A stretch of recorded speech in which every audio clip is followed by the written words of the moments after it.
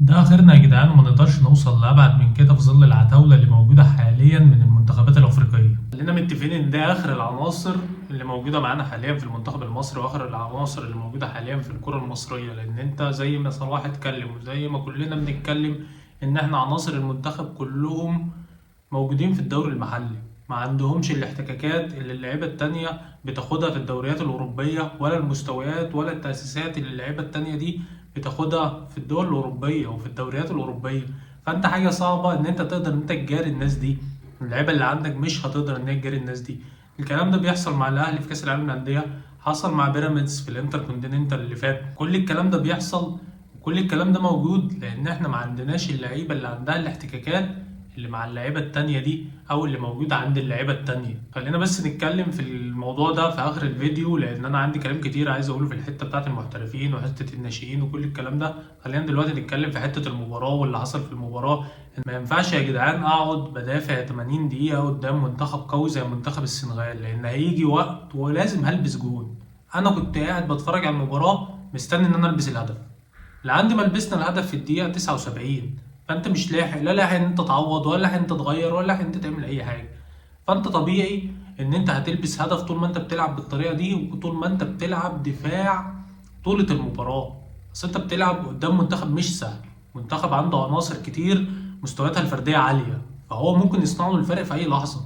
أديك شفت ماني جات له كورة على حدود المنطقة، سددها على عيبها زي ما هي، لبسك الهدف. وكنت انت طول المباراة محجم منتخب السنغال مش بيقدر يصنع عليك فرص خطيرة لان انت واقف ومتمركز صح.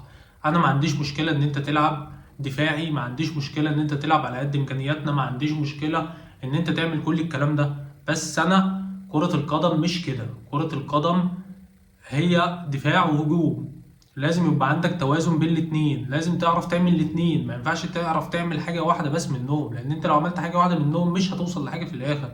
وده اللي احنا طلعنا بيه من البطولة، ان احنا ما وصلناش لحاجة. خرجنا من الدور قبل النهائي، خرجنا من السنغال، خرجنا من المنتخب اللي بقاله 3 مرات كده بيعكنن علينا، 3 مرات بيغمنا، 3 مرات مزعل الشعب المصري، 3 مرات بيخلي الناس حزينة جدا على مستوى الكرة المصرية.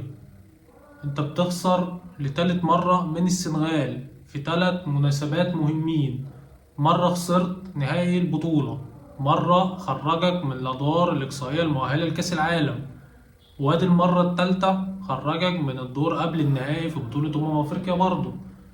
فانت خلاص اصبحت السنغال دي عادة عندها ان هي بتخرج مصر من الادوار دي. فانت يا كابتن حسام احنا خسرنا الماتش، يعني انت كنت هتخسر ايه اكتر من ان انت تخسر ان انت تخرج من البطولة؟ اصل انا بلعب في دور اقصائي، كسبت هكمل في البطولة، خسرت هطلع من البطولة.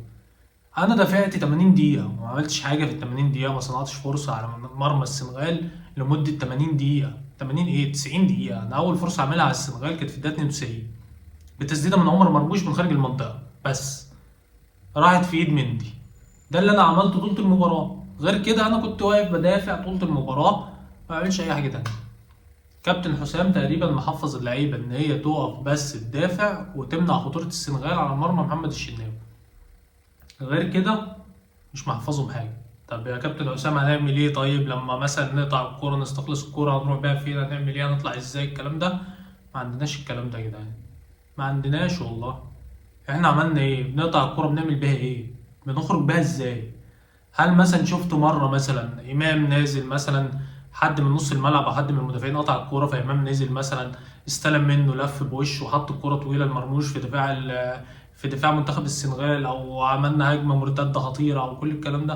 ما شفناش الكلام ده، لأن إحنا مش متدربين عليه، ولأن إحنا مش عارفين نعمل إيه.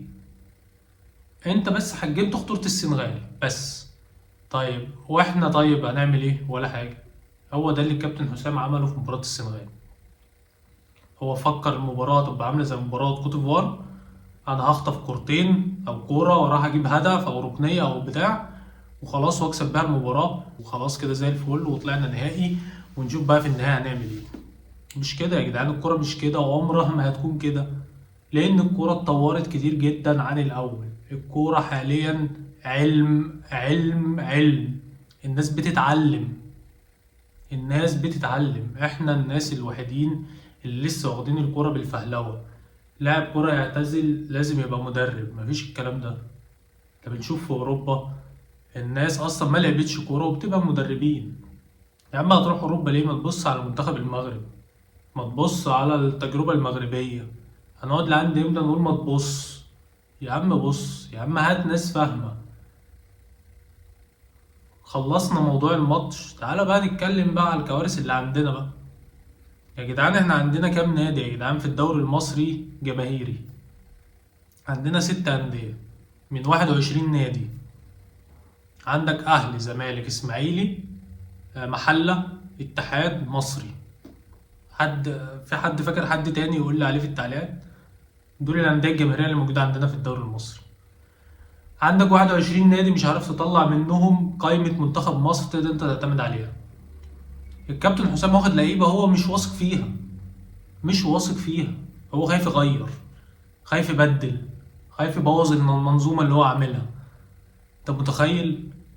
يعني انت معاك دكة بره انت مش قادر تعتمد عليها، في ظل ان المنتخبات التانية معاها دكة اصلا كلها محترفين. انت معاك دكة بتلعب في الدوري المحلي وفيهم مصطفى محمد اللي بيلعب في فرنسا، وانت مش قادر تعتمد عليهم. كابتن حسام بينزل مصطفى في الدقيقة 80 بعد ما لبسنا هدف طبعا، وبعد كده بينزل صلاح محسن في الدقيقة 92. يا كابتن حسام هو هيعمل ايه في الدقيقة 92 لما انت يا كابتن حسام عندك الجراءة وقادر ان انت عايز خلاص، انت لبست جون وخلاص خرجت من البطولة. طب انا عايز اعوض بقى، ما ترمي يا عم 2 مهاجمين والعب بقى. ما هتلعب امتى طيب؟ احنا خسرنا، هتلعب امتى؟ هنلعب بالبطولة الجاية بقى ولا هنعمل ايه طيب؟ فالموضوع صعب يا جدعان. والراجل كمان طالع في المؤتمر الصحفي يقول للناس احنا اقوى منتخب في افريقيا، واحنا ملوك افريقيا، واحنا اسياد افريقيا، احنا اكتر منتخب واخد اللقب. يا كابتن حسام مش بالطريقة دي. ما تعلقش شماعة فشلك في المباراة وان انت طلع شكلك وحش في الجملتين اللي انت طلعت قلتهم في المؤتمر الصحفي، لان دول مش هيغيروا حاجة. كل حاجة اتكشفت، كل حاجة اتكشفت. انت بعيد، مستوى لعيبتك بعيد، فهو ده الطبيعي، هو ده الوضع اللي احنا لازم نبقى معتادين عليه. لو فضلنا كده ان انت مش هتوصل لحاجة في الاخر، مش هتوصل لحاجة. ولما ده منظرنا في بطولة الأمم، منظرنا هيبقى ايه في كأس العالم؟ ما ده سؤال مهم. منظرنا هيبقى عامل ازاي في كأس العالم اللي هو بعد 4 شهور أو 5 شهور؟ هو مفيش حاجة هتتغير. يعني انت مش هتكتشف مثلا مواهب هتروح بقى كأس العالم. هي أكيد نفس اللعيبة اللي كانت موجودة معاك في بطولة الأمم هي نفس اللعيبة اللي هتروح معاك كأس العالم، ممكن يزيد عليهم لاعب أو 2 مثلا. فالموضوع صعب يا جدعان، أقسم بالله الموضوع صعب جدا. وإحنا وصلنا لمرحلة صعبة في الكورة المصرية، وصلنا لمرحلة صعبة. ما أقدرش أقول لك غير كده، لأن أنا لا عندي تطوير قطاع ناشئين، لا عندي تطوير مدربين، لا عندي تطوير في أي حاجة. وعايشينها بالفهلوة وعايشينها بالفزلكة وإن إحنا عارفين كل حاجة في أي حاجة. ومفيش كده في الدنيا، مفيش كده في الكورة في الدنيا. الكورة زي ما قلت لك علم. هل احنا بنطور قطاعات الناشئين؟ لا. هل بنشوف مثلا قطاع ناشئين قوي في النادي الاهلي، في نادي الزمالك اللي هم المفروض اكبر فرقتين في مصر؟ لا. هل طيب بنطور المدربين اللي هم اصلا هيطوروا لي قطاعات الناشئين؟ لا. احنا عندنا مدربين في الدوري المصري، احنا عندنا مدربين في الدوري المصري اصلا مش معاهم رخص ان هم يدربوا، وبيدربوا عادي. فالموضوع عادي يا جدعان، والموضوع مباح طول ما احنا ماشيينها بالبركة. مش هينفع. في علم وفي تطور، ولازم تواكب التطور. لو ما واكبتش التطور وواكبت العلم اللي موجود حاليا في كل الدول، انت هتفضل متأخر عنهم بكتير زي ما احنا بنشوف. لازم تطوير للمدربين، دي أول حاجة. لأن المدرب ده هو اللي هيطلع لك اللاعب، هو اللي هيكتشف لك اللاعب من أول قطاعات الناشئين من تحت لعند ما اللاعب ده يكبر ويتأسس صح في الكورة ويطلع يبقى عنده إمكانيات مميزة يقدر إن هو يجاري الناس دي. عندك لعيب اتكون صح، اتكون ذهنيا، اتكون تكتيكيا، اتكون بدنيا صح، يقدر إن هو يجاري الناس دي. مقدرش أقول لك أكتر من كده. قدرت ان انت تطور وقدرت ان انت تعمل كل الكلام ده، ساعتها تقدر ان انت تروح وتقول انا رايح انافس. اسم مصر كبير واسم مصر لازم يتحط في المنافسة دايما، بس المنطق غير كده. انت اكتر منتخب واخد البطولة، كل مرة اسمك لازم يكون محطوط من المنتخبات اللي هتقدر إن هي تحقق البطولة، ولكن المنطق هو اللي بيحكم وقت ما بتسير المباريات، ووقت ما ضربة البداية بتبدأ في البطولة بتحدد كل حاجة بعدها. هل احنا هنقدر نوصل لبعيد، ولا احنا آخرنا مكان معين وهنخرج من البطولة؟ ده اللي كنت عايز أقوله.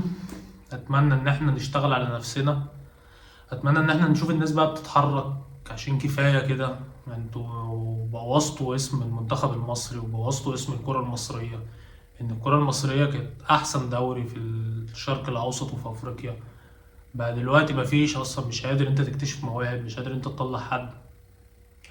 كل المواهب الفذة اللي أنت بتشوفها، سواء محمد صلاح سواء مرموش، الناس اللي هي أصلا احترفت دي، الناس دي طلعت كده لوحدها يعني، ما حدش طلعها، ما حدش عمل معاها حاجة واو يعني، وقدر إن هو يعمل معاهم جميلة ويقدر إن هو يصدرهم وكل الكلام ده. مفيش الكلام ده، الناس دي اعتمدت على نفسها، والناس دي هي اللي قطعت الطريق. عشان كده ربنا كرمهم وقدروا إن هم يوصلوا لمكانة بعيدة أوي محدش قدر إن هو يوصلها قبلهم. فأتمنى إن احنا نغير من تفكيرنا بقى، أتمنى إن احنا نواكب التطور ونواكب العلم اللي بقى موجود حاليا في الكورة، ونقدر إن احنا نوصل للناس دي. يعني احنا مش هنفضل متأخرين كده كتير يعني. بس دي كانت كل حاجة. لو وصلت معايا لعند هنا ما تنساش تدعمني باشتراك ولايك. أشوفك على خير في مناسبة أحسن من كده. السلام عليكم.